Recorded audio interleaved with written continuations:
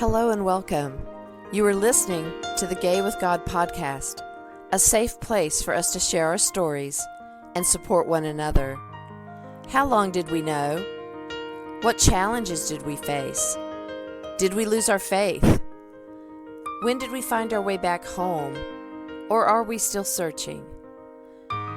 The stories you hear on this podcast will melt your heart and strengthen your belief that in God, all things are possible, and you can be authentically gay with the God of your understanding.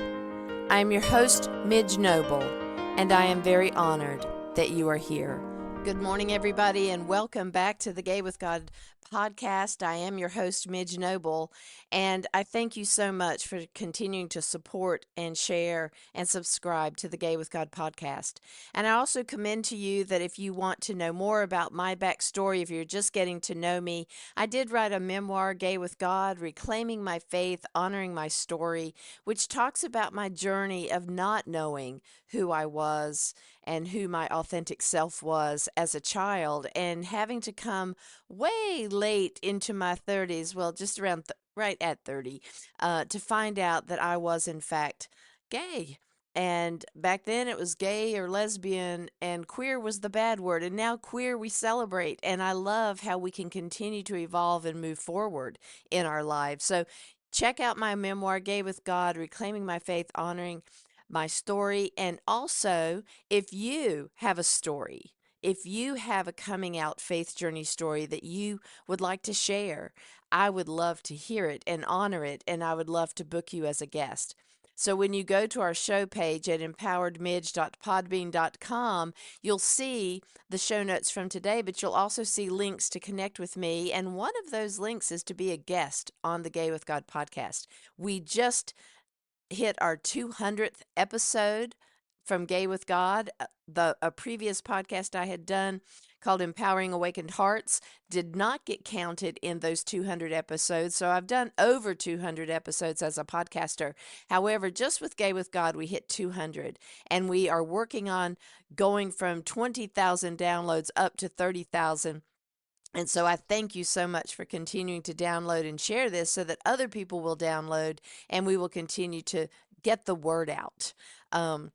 Somebody suggested one time that I was making money off of this. I assure you that I do not make money off of podcasting. I do not have any financial backers or sponsors, but I do have the people that love this show and also love the people that have met each other through this show. It's just been really humbling to see how just a small town girl from North Carolina could reach people actually across the world. And I just love it that it has that much of a reach. So continue to support, continue to find out more about my story, and please be willing to share your story with us. So today I'm talking about rising up to meet the challenge. That comes in lots of different forms, doesn't it? For me, my first challenge was to even figure out that I was gay because of the religious trauma that we've talked about on this show before. But today we are finding ourselves in such a big amount of trauma and challenges just in this political election. I cannot believe how much dissension there is among the two parties. Now, Republicans and Democrats have never agreed necessarily, often. However, the ugliness that we're seeing in this campaign and the vitriol just hate and wounding of each other that's going on is just overwhelming. And this past weekend for me, it was just too much. It was too much. I'm getting emails, and I know you guys are too. If you've donated even $5, you are getting a plethora of emails trying to get you to donate again, donate more, please. Aren't you listening? Oh my goodness, Midge, you are the only one in Randolph County who has not committed to Kamala Harris or to whoever. Really, I have donated, I have shared, I have clicked on things, I have signed petitions, I've done all these things. And yet they continue to hound you and get really ugly sometimes about, and it's not from Kamala Harris's campaign, it's from all of the other offshoots, that will then, in the name of Kamala Harris, say to me, you know, I cannot believe that with everything that we've done, we can't believe that you are not going to vote, that you haven't even registered, that you haven't this or that. So the lies and the pressure and the trying to recommit, commit, recommit, it's ridiculous. And so I just started making sure that I was unsubscribing to any and all things that looked political this past weekend. I don't want to hear another word about it. I do want to win. I want our candidate to win. I want to be able to be safe in my marriage. I want to have my rights. I do not plan on ever having an abortion because I don't think I can get pregnant, number one, according to a doctor many years ago. I know, TMI. However, if for some reason that were to happen, and it would have to be a violent, very awful experience if that were ever to happen, but I just don't know if I could have an abortion. However, I am not the boss of anybody else's body, am I?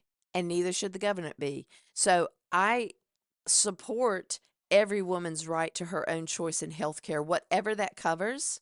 And I don't think it's right for women to be dying in parking lots and having their lives um, possibly ended because they're not getting appropriate health care.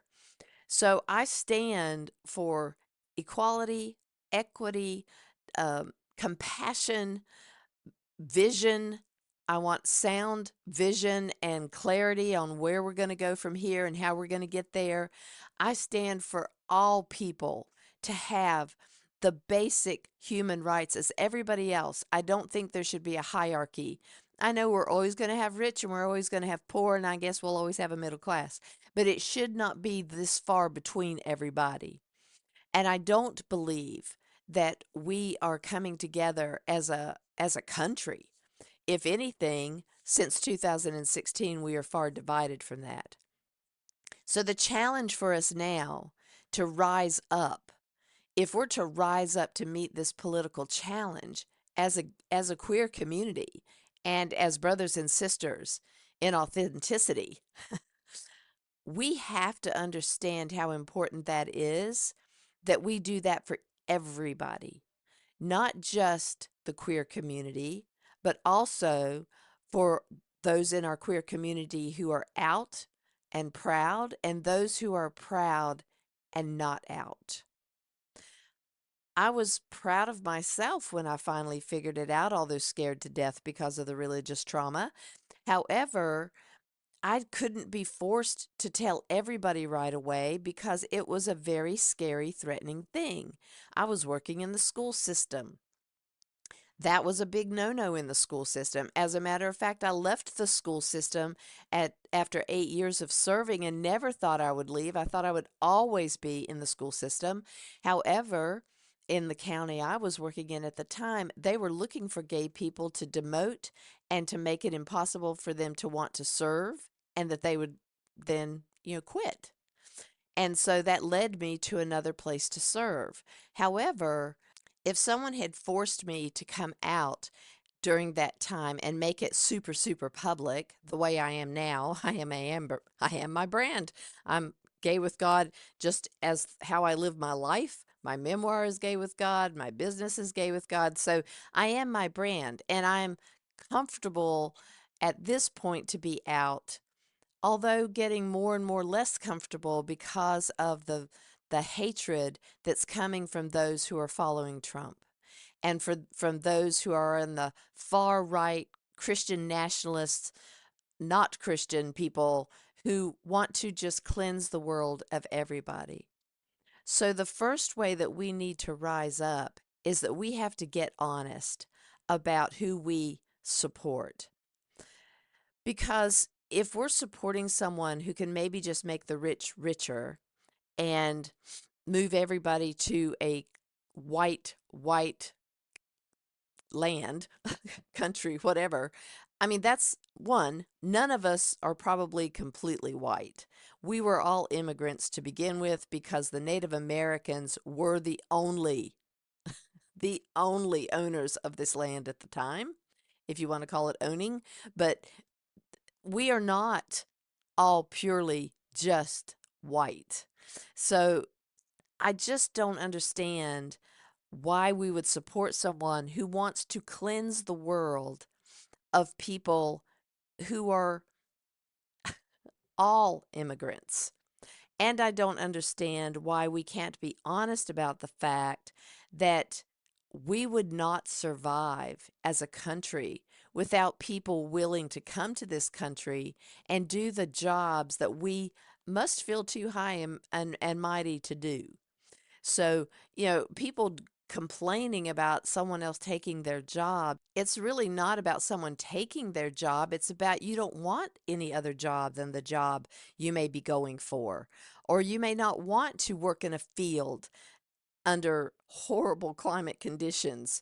You may not want to live in poverty because no one that does that work gets paid that much. And I'm not knocking that. I'm just saying, call it what it is. Get honest about the fact that you know that without people picking some of the fruits and the vegetables and doing the farm work, our country would go to a standstill as far as food available for everybody. So we need to get honest about what are we really supporting. Are we supporting something that we believe because we're afraid not to believe it? Are we supporting someone who has convinced us that the next candidate is doing all these ugly things when really all we have to do is look and listen to Trump and we know who he is? He has told us time and time again. So let's get honest about the fact that maybe you're just going to vote your straight party ticket without thinking about how that's going to affect your life or the lives of everybody else around you. When I see that gay people are supporting Trump, I'm just perplexed. I'm perplexed that Mark Robinson, who's trying to be the governor of my state, North Carolina, he's a black man talking about he wants to bring back slavery. Where do you think you're going to be in that picture, Mark? I don't understand what he thinks. And that he wants to just be so blatantly disrespectful and ugly and calling for people to be killed. I don't even know how people like that get on the ballot to begin with. How did they even get enough votes to get there except for he's running as a Republican? I just don't get it. I don't get how gay people vote for someone who wants to take away our marriage. I just don't get it. So let's be honest about why we're voting for who we're voting for. We need to rise up in our own head really and get clear because it's not ever going to work out for us if we throw someone else under the bus in order to get what we think we're going to get out of this. We have to think about each other collectively. We as a group, as a queer community, and as brothers and sisters of everybody else on this planet, we need to get really super clear about what we're doing. Secondly, I think that as a queer community and just as people in general, we need to rise up with love and compassion.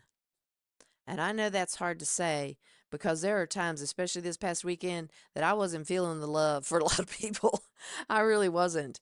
And I've struggled through this election. I have horror dreams from 2016. And I'm having more now because I think the stakes are higher. And the stakes are higher because the world in general is just toxic. We are getting to the point where we only care about ourselves and we're not looking and having compassion for other people. That is a general statement. Okay, that's a general statement. I know there's a lot of good things going on right now, and I would love for us to be able to hold on to that. However, during this election, I'm not seeing a lot of compassion and love. I'm seeing a lot of name calling. I'm seeing a lot of ugly rhetoric. And I'm seeing a lot of lies, really. And so, love and compassion to each other is the only way that binds us to one another. It's the only thing that keeps us being vigilant when the things like the storms happen and people rally together and they go to help their brothers and sisters in need. That is pure love and compassion. Some people, yes, I've heard this. Some people, yes, are doing it, I think, to get their name out there for their business or whatever they're doing. But the bottom line is, if you're helping someone clear trees off their house, or you're bringing food, medicine, water to people, if you're donating money to bolster that effort, then yes, that's love and compassion purely. And I've seen it. I know it's happening. You know, I love, love, love when people bind together. I would love also for it not to have to be because of tragedy. I would love for us to always be in this state of compassion and thinking of one another, even when there's not, a Milton or Helene or 9/11 or all the other things that we've endured that people rise up after. So in this particular case, when we're talking about the election, love and compassion will not reign if Trump gets in, because he's not led a campaign of compassion. I've seen Kamala talk about, you know, each group that she goes to, she's very aware of their situation. She's very aware of how they're handling their own lives and how hard their lives have been. And she brings that hope and compassion to people, no matter who they are or where they're living, or it doesn't matter. She just has that compassionate spirit about her. And I really don't believe that Trump is capable of having that genuinely. I think he does things that make it look like he might be, but when you really pay attention, the words that he calls people, the names that he calls people, and the words that he uses are just toxic. And I just don't want the world to see that we have put our votes behind someone that is that disrespectful to everybody beneath him, because I don't think he thinks anybody is on his equal, anybody beneath him or any other country.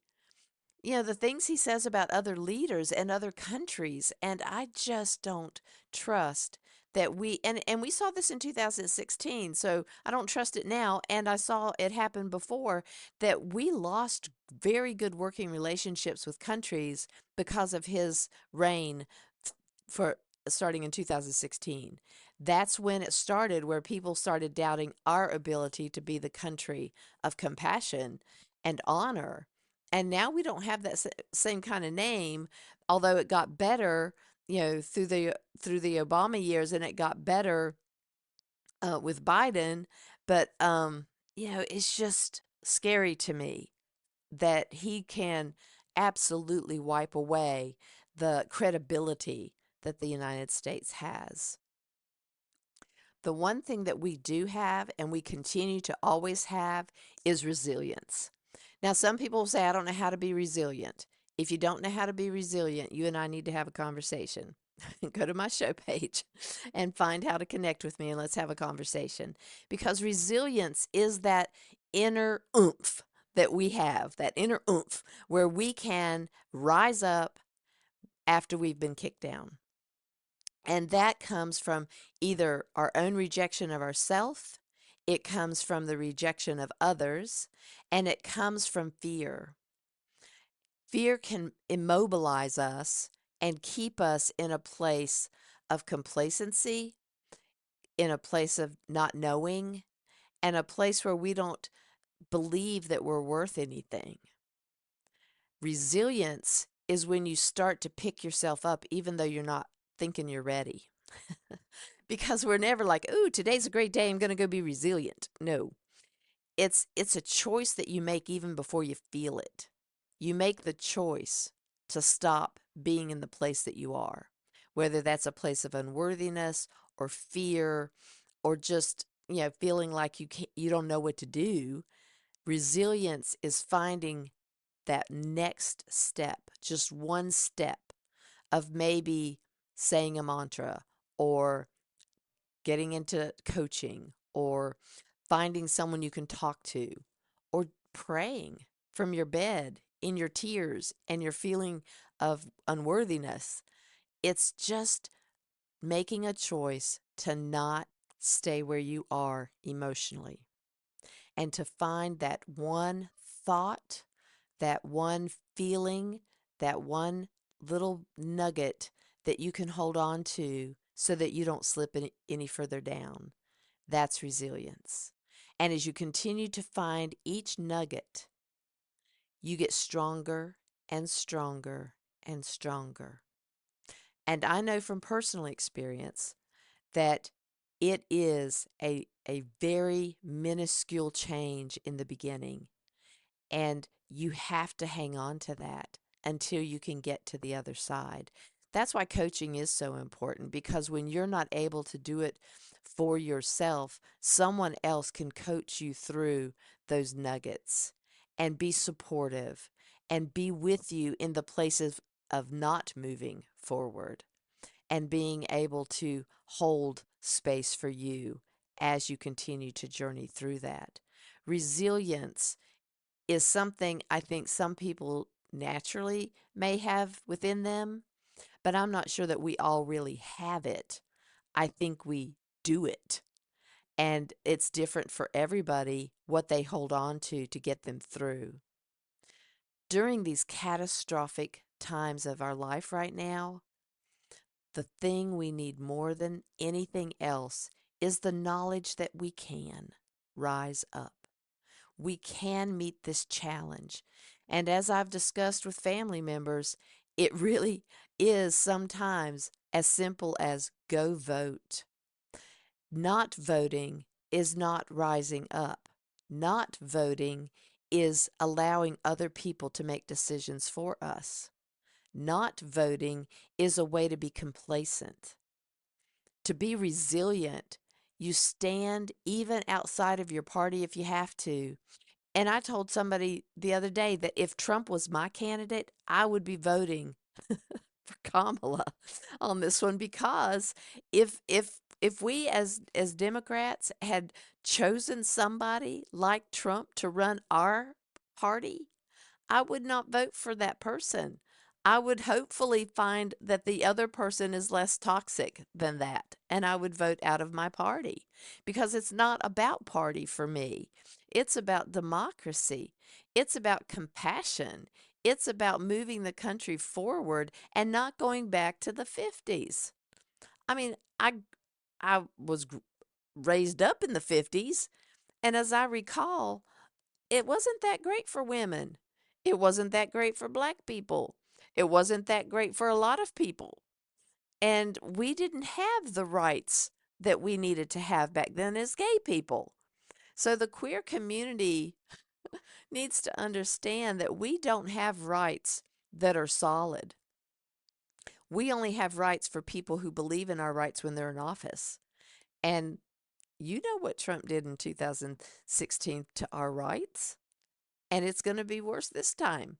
So I am as fired up as I can possibly be about not going through that again.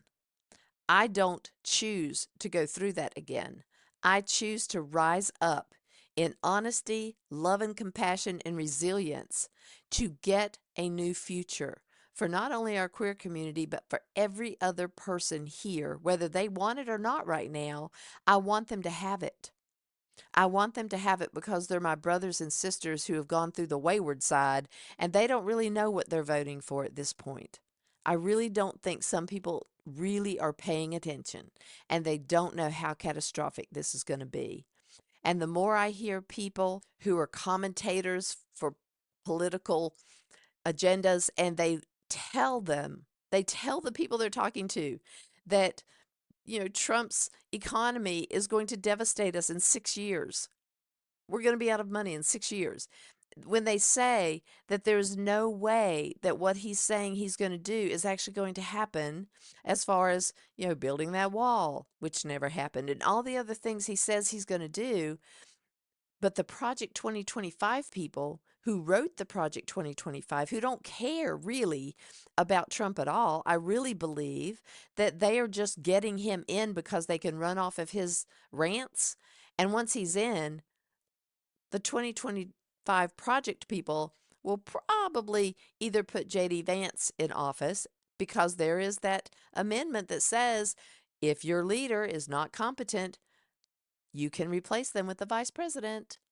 And guess who's that going to be? And he's not really qualified, but he's going to be surrounded by all the people in the cabinet that got appointed because they told Trump who to appoint, just like they told Trump which Supreme Court justices to put in there. They will be surrounded by all the people who will do the toxic things. And J.D. Vance will do what he's told. And that will be to follow the Project 2025 agenda. And if you have not read that yet, I say this every time we talk about it, please download Project 2025 and read it. And I know it's a lot to read, but jump ahead to sections that you want to find, but it is something that we are not prepared to live under at this point in time in our lives.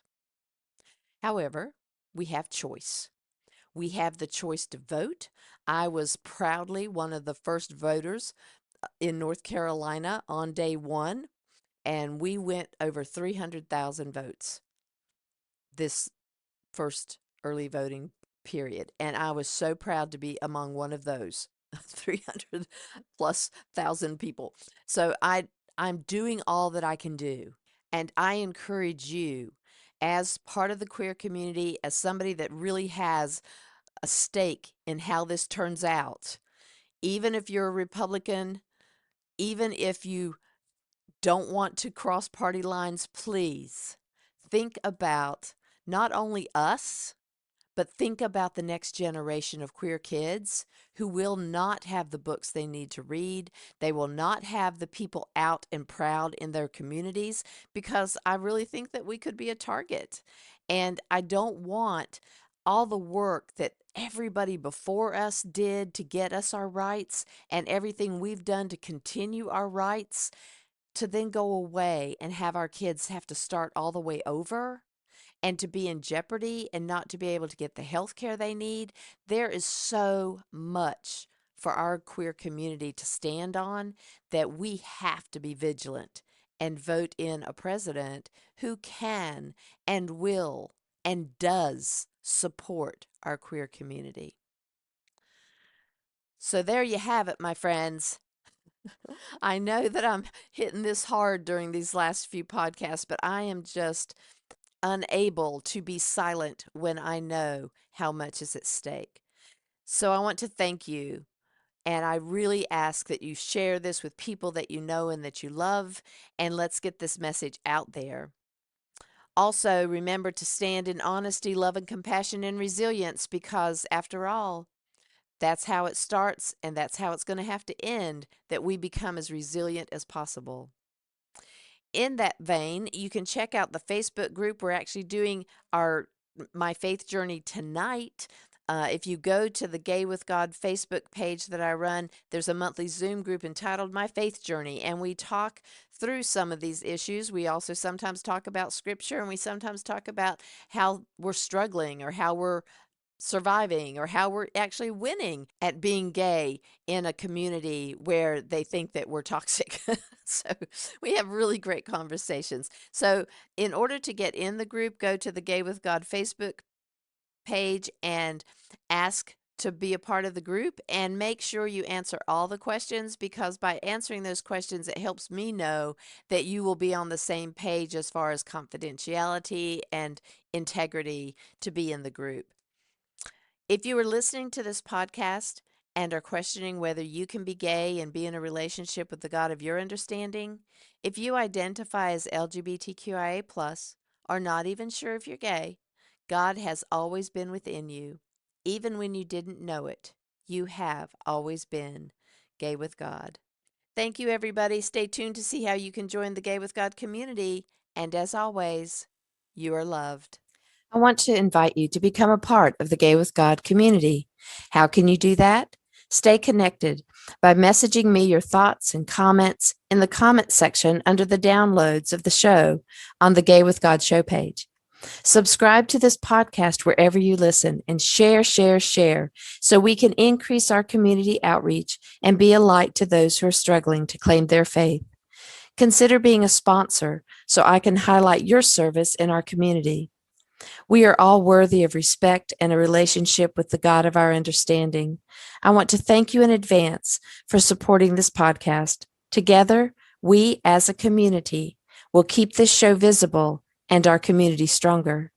Deep gratitude to my friend Tim McClendon of Tim McClendon Music for allowing me to use an excerpt from Interlude 4, a song found on his CD entitled Sundance.